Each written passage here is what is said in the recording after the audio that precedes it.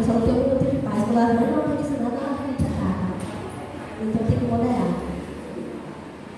Eu não sei quem estava aqui na última vez que eu mostrei, mas eu trouxe algumas curiosidades sobre a Bíblia. Se eu estiver falando rápido, a gente para no assim, ó. Aí eu vou entender. Eu vou falar um pouquinho mais devagar. Pronto, obrigada. Eu trouxe algumas curiosidades sobre a Bíblia. E dessa vez eu decidi incrementar o jogo um pouco mais. Eu trouxe mais curiosidades sobre a Bíblia e quem acertar leva lá.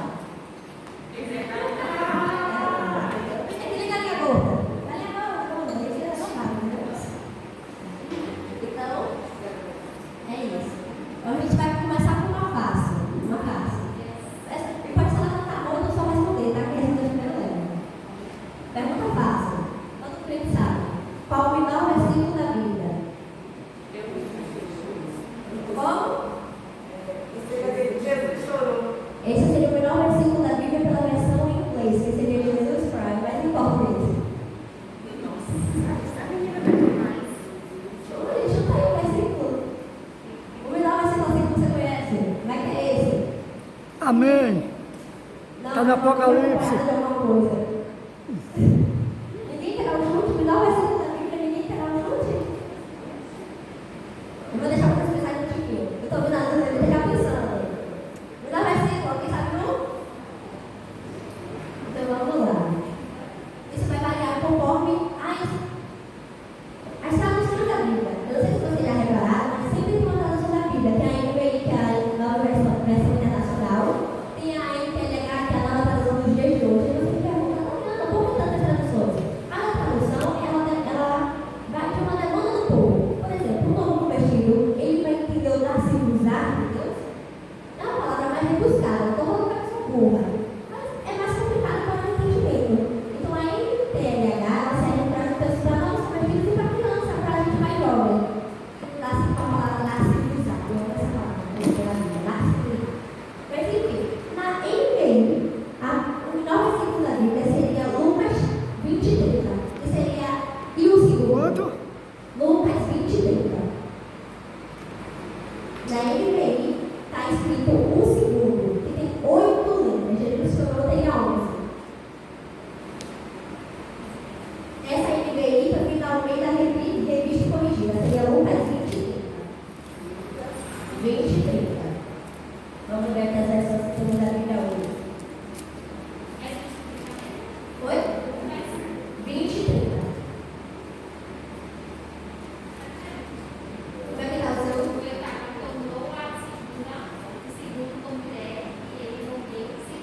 Qual a sua versão?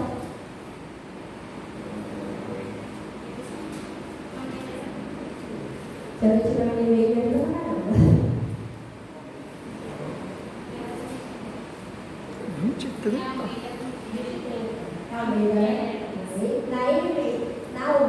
Na revista atualizada seria Jó 3:2, que tem 7 letras dizendo disse Jó. E também tem pessoas que podem ter dito não matarás, não matarás, também não precisa, mas tem 10 letras. Então ganha e o segundo e o Lucas 20:30.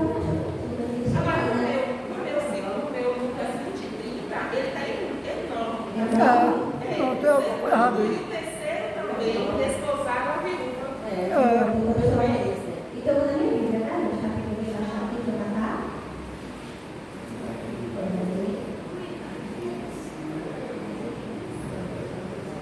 Qual foi o de Jó? Jó seria Jó 3:2. Deixa eu ver na minha.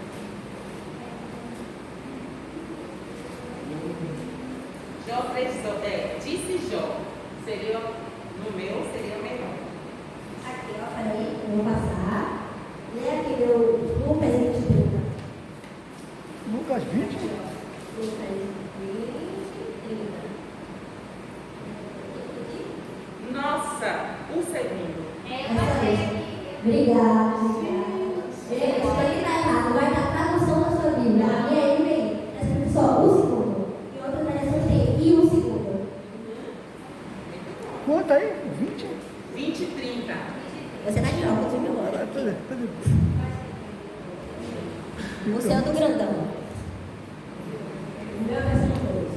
Eu vou olhar em casa para ver o original. O bom de ter várias Bíblias em casa é isso. Aí você vai caçando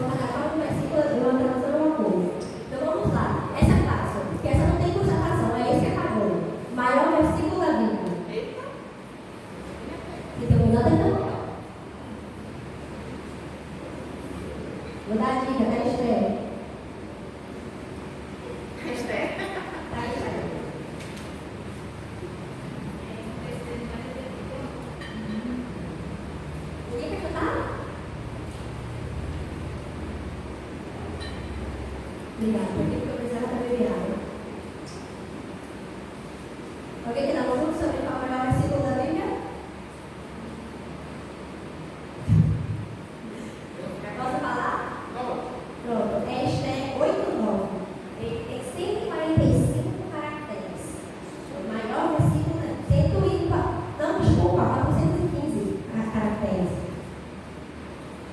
Então vamos lá para uma fase, uma outra fase. Na verdade, 8:9. Maior versículo da Bíblia, 415 caracteres. Esse que é fácil mais ou menos. Quantos e quais os nomes dos filhos de Abraão? Vamos lá, mas alguém sabe?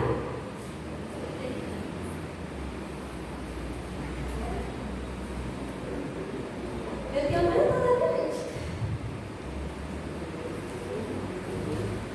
Alguém quer chutar quantos e quais são os nomes dos filhos de Abraão? Eu estou gritando muito, já está gritando esse número aí. 2. 2, quais são os nomes? Isaac e Ismael. Certo. Obrigado. Pronto, não é essa fala só porque falou da esposa, vai. Você já dá, né?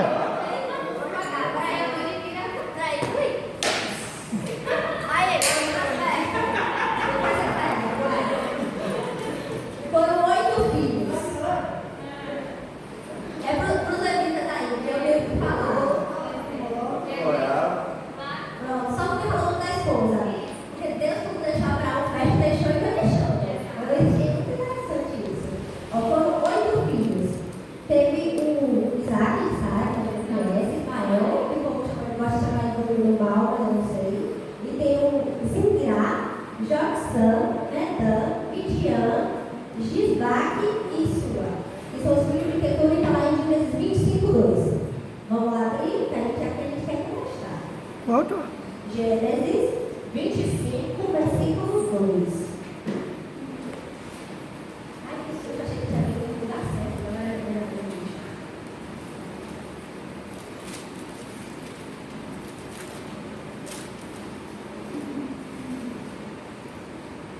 A gente ganhou de tudo E ela isso. deu a Luísa, Zirã, Joxã, Medan, Midian, Isaac, Isbaque e Suã.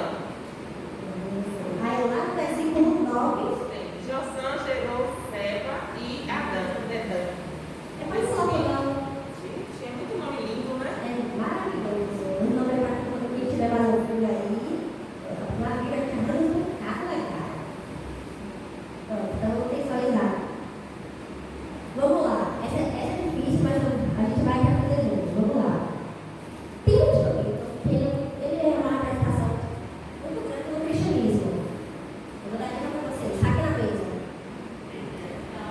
O instrumento que a pastora Paula vai aqui agora, que é muito apresentador, gente, que é muito importante no cristianismo. Ah, Pronto, obrigada. A arca da aliança. Tá, uma maneira. deixa eu me preparar para segurar, porque você chama muito rápido. Aê, pronto. Mas a gente sabe, ninguém sabe onde está a arca hoje em dia, correto? Não tem referência, não se sabe, se perdeu pela história. Mas a pergunta é, qual foi a última referência que é dada na Bíblia sobre a arca da aliança? É um pouco de história, né? A gente fica pensando na história. Mas como eu sei que essa produção não vai ser tão boa para você estar ajudando, eu vou falar. Foi lá depois de Salomão. Davi, lá, Salomão botou a aliança dentro do templo que ele construiu, aleluia, festa de Israel, está com o povo. Deus mandou os levitas, quando ele construiu o templo, ela saiu da arca para a casa das pessoas.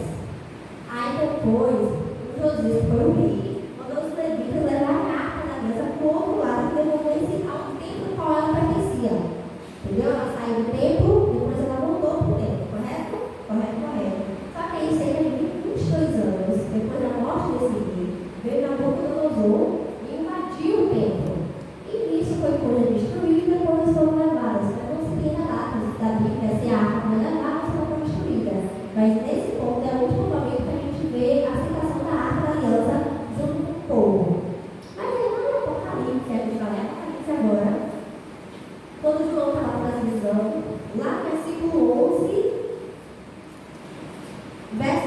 19. Alguém lê para mim, por favor? Capítulo 11. Versículo 19.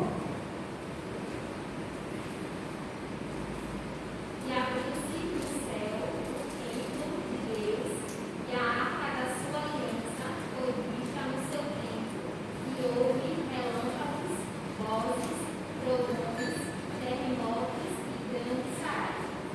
Pronto, a gente essa coisa, Deus usa a arca para a arca, realmente a arca. E é isso, só para a gente saber que estava a arca até então, como a gente pode ver, a Bíblia ela está no céu, no Senhor Jesus, e o verdadeiro está também. Mas a provisão não vai ser aqui, não é Bíblia. Então é isso, gente. Tem essa da... Essa é fácil. Essa é fácil, gente, essa é fácil. A gente vai descobrir essa noite também, pode ser? Não tem que checar essa não, a gente vai descobrir esse novo. Se a Bíblia, todo mundo sabe que a Bíblia não é feita na ordem cronológica, certo?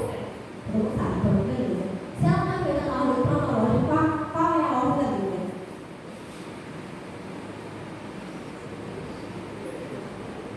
Primeiro, a gente vai começar com o passo. Primeiro, Pentateu. Obrigada, meu irmão, também essa Oh. Lá chove. Ah, deveria ser. Ah, que é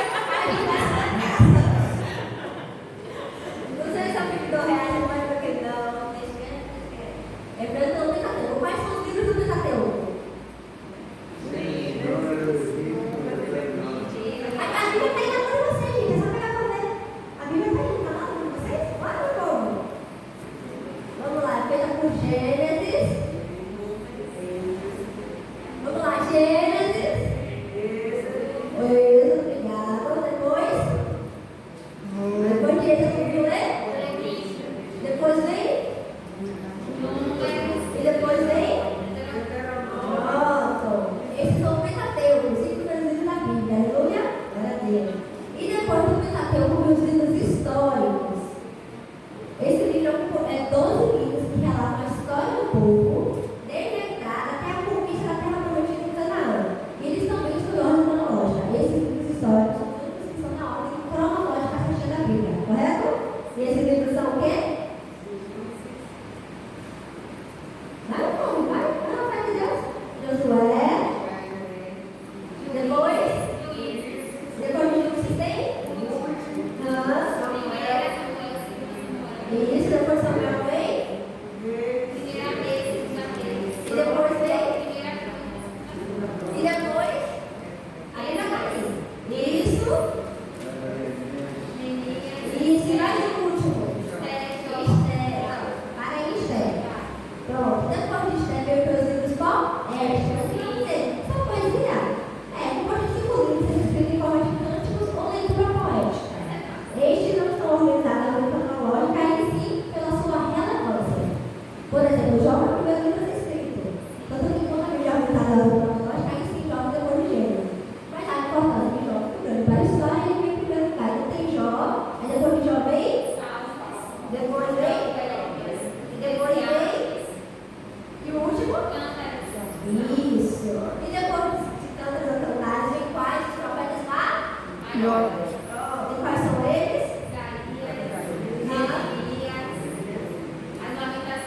Obrigada. A Bíblia não, aí eu vou dar razão para ela. A Bíblia está aí, né? Não, vamos voltar para o vamos lá. Pode pescar, né? Pode pescar, a Bíblia está na mão de vocês. Primeiro vem Isaías, depois vem Jeremias, depois vem Lamentar, e depois vem Ezequiel. Eu não sei se o nome é desses pequenininhos. E depois vem Dani. Eita glória! E depois dos profetas maiores vem os? Obrigada. Aí vem pronto. É o último grupo de livros do Velho Testamento. Está dividido em 12, que conta a história e os ministérios de 12 grandes profetas de Israel. Aí entre eles tem Oséias, que ele já falou aí, que me perdoe. Depois vem? Mas a gente já gostou. Joel, depois Amós, depois vem? Obadias, Jonas e Miquias. Depois de Jonas e o outro? Naum e Abacuque. Depois de Naum veio Abá. Depois veio? Sofonias, E depois veio? Ageu, E o outro? Zacarias, E por último, Malaquias. e agora quem está de novo? Aleluia. E como eu disse no Novo Testamento, ele só corre e vai? Não, ele tem os evangelhos. Os evangelhos são fáceis, vamos lá. Primeiro vem Mateus, depois Lucas, João, Marcos, João. Romanos. Evangelho, Jesus tem fazer agora dele. Depois vem os históricos. Na verdade, não é nem históricos, é um histórico. É composto por livros que contam a história dos apóstolos da instituição da igreja primitiva. É como a gente conhece, vai seguindo aí a nossa teologia. Certo? Que é fácil, é só um único livro. Pronto, é só lá. É o livro histórico do Novo Testamento. Certo? Pronto. Depois do histórico vem As cartas de Pronto, as cartas, as epístolas das cartas. Isso é escrito pelo apóstolo direcionadas a várias igrejas de várias cidades, nações e continentes da terra. São 21 a cartas, sendo 13 escritas pelo apóstolo Paulo e outras escritas por autores diversos. Você sabe, ou então você tem a certeza. Esses livros também são organizados em ordem cronológica, sendo as 13 primeiras do apóstolo Paulo. E as cartas do apóstolo Paulo são Romanos, pronto, depois. Legal, não, pronto, não vai relação não. Efésios, depois vem. Depois vem Filipenses. Colossenses, Tessalonicenses, vamos lá. Tem Timóteo. Depois. Tito, E depois. Filemon. Pronto. E na sequência, vem as outras autores diversos. E depois. E Judas. Agora Judas, porque Judas, e Apocalipse, porque todo mundo sabe que é o livro de revelação. Pronto. Aí você fala, ela que sabe, é a Bíblia, pô. A gente fica vendo um pouquinho mais, a gente tem que ter um pouquinho mais de Bíblia para poder entender essas pequenas bobagens da Bíblia. Porque são coisas fáceis. Porque a gente fica carregando assim embaixo do braço o dia todo, para cima e para baixo, para cada canto que vai. Não sabe nem o mínimo sobre a Bíblia. A gente precisa ter um pouquinho mais de Bíblia. Aí não estou sendo na cara de você, não, tá? Mas só para a gente perceber o quão pouco a gente sabe sobre aquilo que a gente tanto carrega e que é assim também do nosso cristiano, da nossa fé. Porque a gente não carrega Deus para cima e para baixo, a gente carrega a Bíblia. Certo? A gente carrega o coração, a fé da Bíblia. Onde que a gente mostra quando a gente vai conversar com alguém? A Bíblia. A gente abre o aplicativo, a Bíblia. E a gente não sabe o mínimo sobre a Bíblia. E isso é falando no mínimo, a gente para e pensar. A gente tem que estudar um pouco mais, ter um pouco mais de afim sobre a Bíblia que a gente carrega debaixo do braço e não usar mais. Certo? Aleluia? glória a Deus. É quando eu pensamos.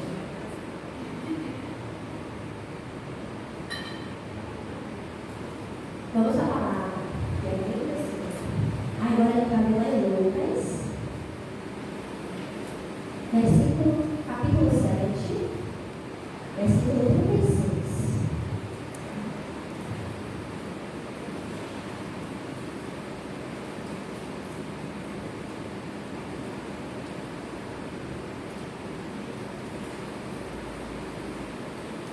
O que já está dizendo? Então você vai ser triste. Ah, não. Depois a gente dá aula com essa boa. A gente estuda aí.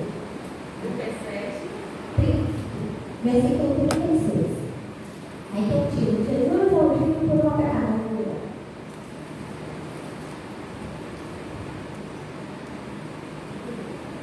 Todo mundo achou que? Posso ouvir glória a Deus? Isso é forte. Posso ouvir glória a Deus na igreja? Uma hora a gente vai conseguir. Glória a Deus. Posso ler? Vamos ler. Convidado por alguns fariseus para jantar, Jesus foi à casa dele e reclinou sua mesa. Ao saber que Jesus estava comendo na casa do fariseu, certa mulher daquela cidade, uma pecadora, trouxe um frasco de alabastro com perfume e se colocou atrás de Jesus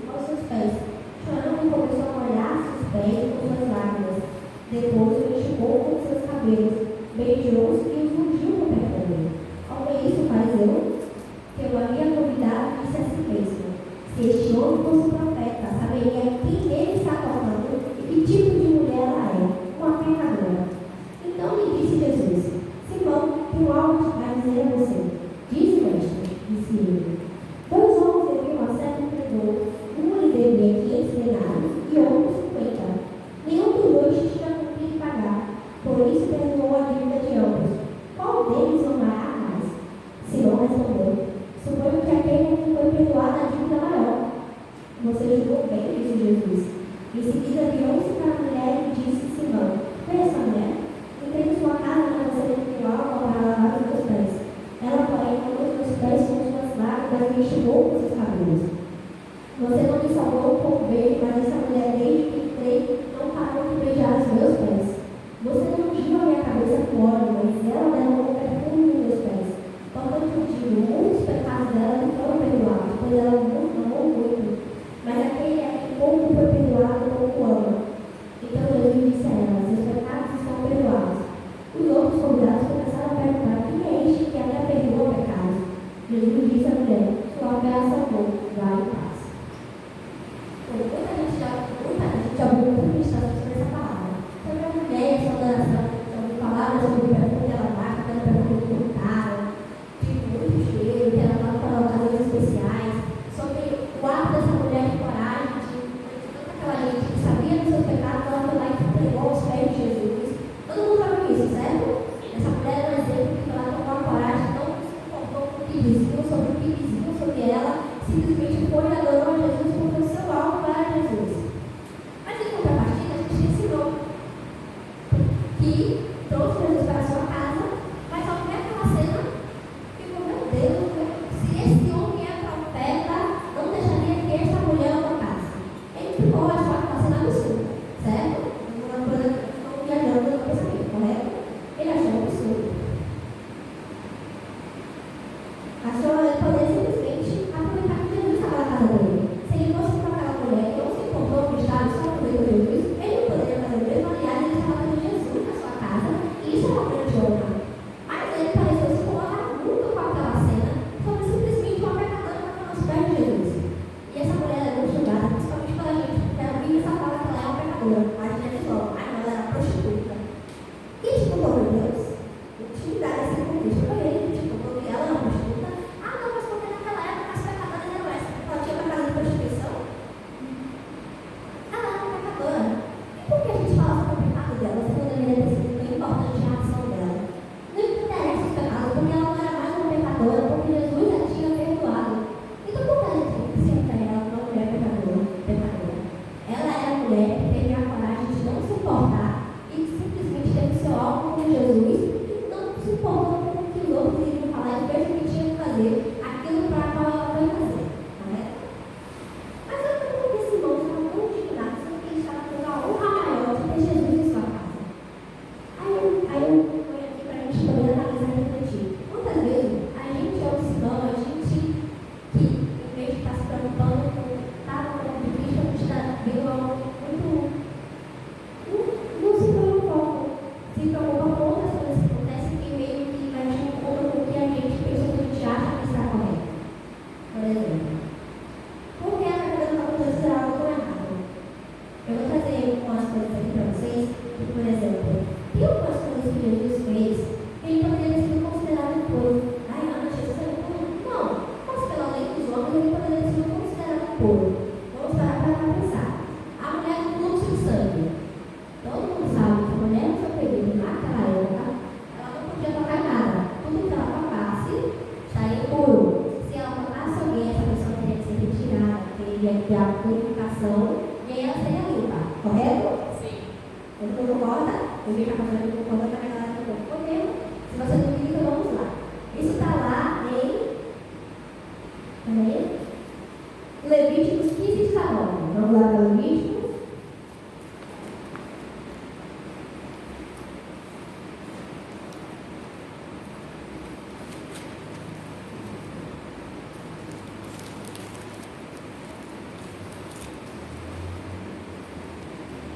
Levíticos 15, 19. Ele fala assim.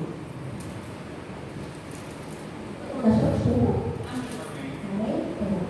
Quando tiver fluxo de sangue que sai do corpo, a impureza da sua menstruação durará 7 dias.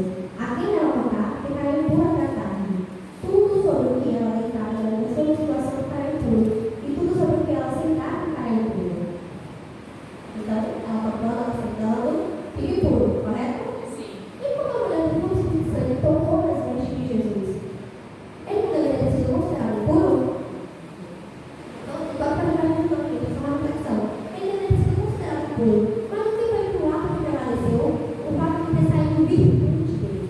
Ela não tinha pecado suficiente para contaminar Jesus, porque Jesus ele é tão puro, ele é tão puro, que só o fato de tocar nele me torna pura. Aleluia. Glória a Deus.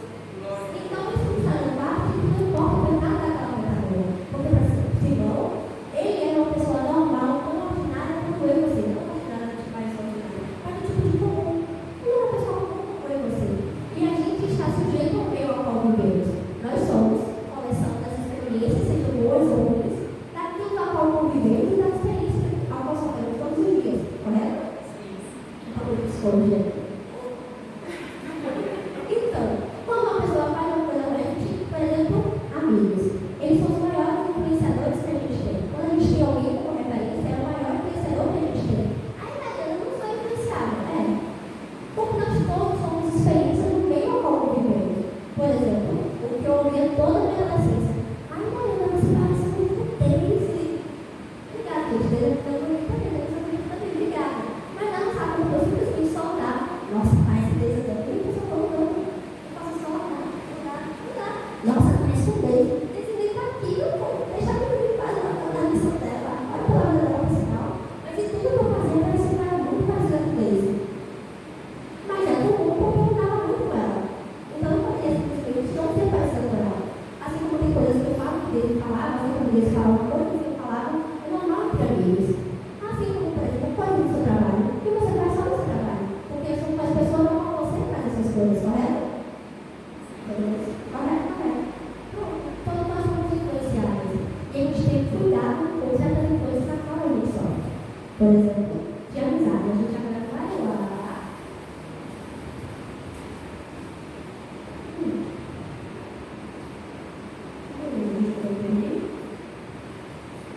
Segunda semana.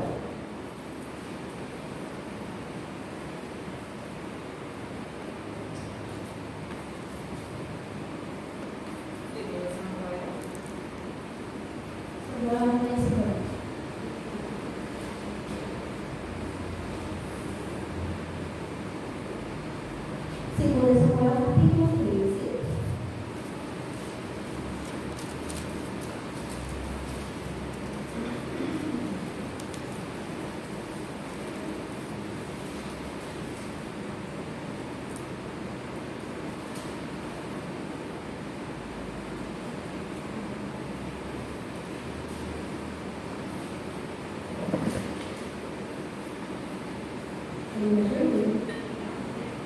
Vamos lá, vamos lá, igreja. Meu. Achei. Achou? Pronto. Esse texto é muito bem na mão, mas não é isso. Vamos lá. 13 quanto? 3 e 1. Então, segunda Samuel, para se mencionar. Sim. Pronto. Depois eu não sei se você tem título, mas a minha é a mais valorizada para mim. Até você lembrar, porque esse texto é muito belo, não faço. Vamos lá. Depois de algum tempo, Amnon, o filho de Davi, apaixonou-se por Tamar. Ela era muito rica e era irmã de Absalão, outro filho de Davi. Amnon ficou angustiado, a ponto de adoecer por causa de sua amiga irmã Tamar, pois ela era virgem e parecia impura aproximar-se dela. Amnon tinha um amigo muito astuto chamado Jonadab, filho de Simea, irmão de Davi. Ele perguntou a Amnon, filho do rei: por que todo dia você está abatido? Quer me contar o que se passa? Amnon lhe disse: estou apaixonado por Tamar, irmã do meu irmão Absalão. Vá para a cama e imediatamente, disse Jonadab. Quando seu pai vier visitar, diga-lhe: permita que minha irmã Tamar me dar de comer. Gostaria que ela preparasse a comida que mesmo me servisse, assim poderei vê-la. Amnon aceitou a ideia e sentou-se pedindo leite. Quando o rei foi visitar, Amnon lhe disse: eu gostaria que minha irmã Tamar viesse e preparasse dois bons para que mesmo me servisse. Davi mandou dizer a Tamar que falasse: vá à casa do seu irmão e prepare-lhe algo para ele comer. Tamar foi à casa do seu irmão, que estava deitado, arrumou sua farinha, preparou os bolos, a assadeira e assou. Depois pegou a assadeira e lhe serviu os bolos, mas ele não quis comer. Então Amnon deu ordem para que todos saíssem, depois que todos saíram, disse a Tamar: traga bolos e sirva para ele no quarto. Tamar levou os bolos que havia preparado ao quarto do seu irmão, mas quando ela se aproximou para servi-lo, ele lhe agarrou e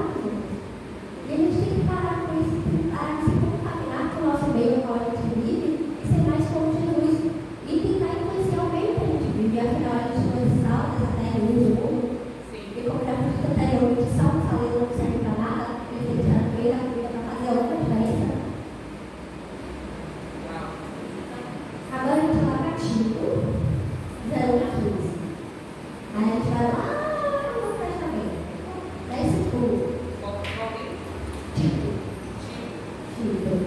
Ele foi falar que uma das cartas foi para o universo, se não me engano.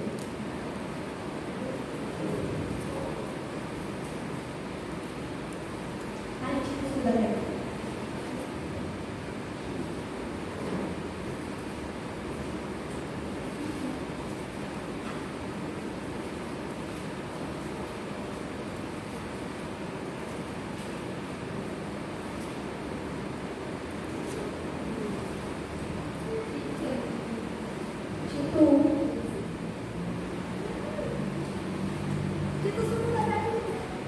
Eles são Eu achei que era bom.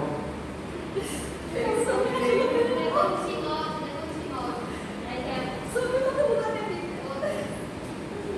Eu vou deixar para ler dessa vez, mas eu vou terminar. Olha aí, irmão, Tito, versículo 1, capítulo 15. Todas as coisas são puras para os puros, mas nada é puro para os contaminados e infiéis.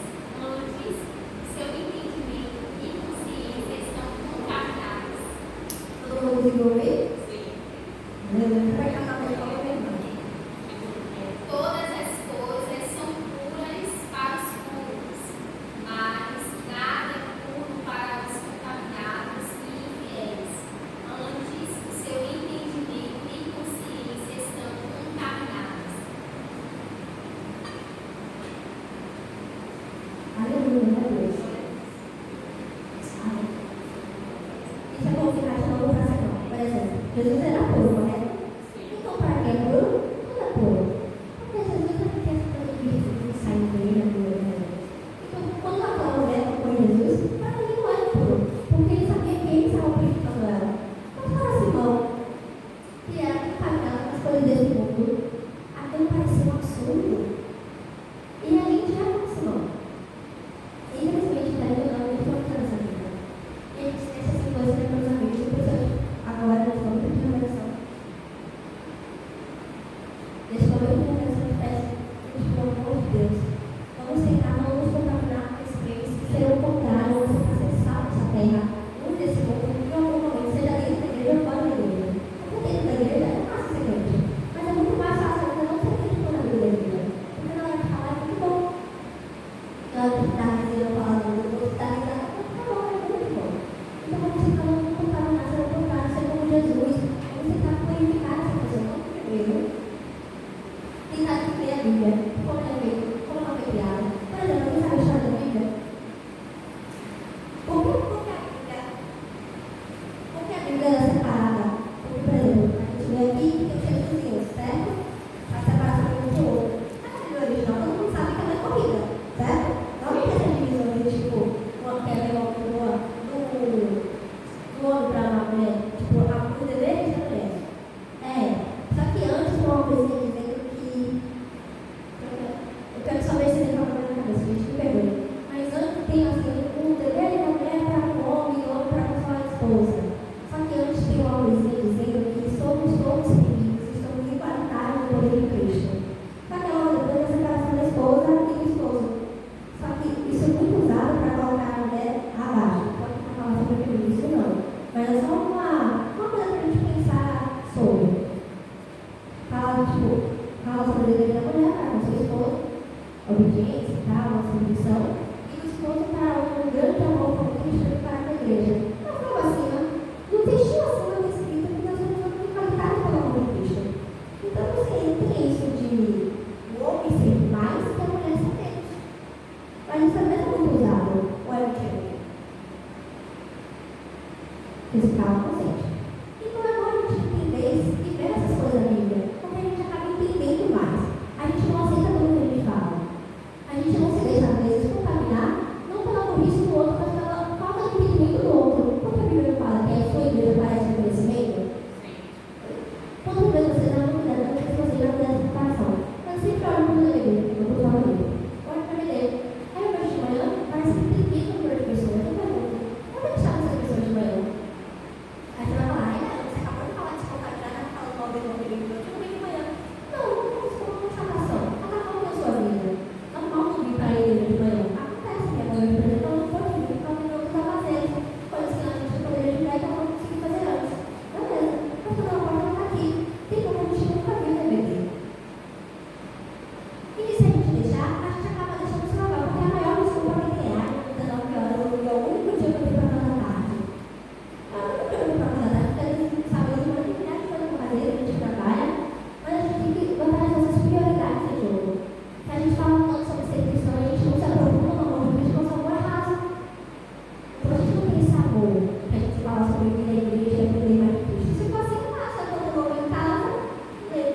versículo, vejo uma pregação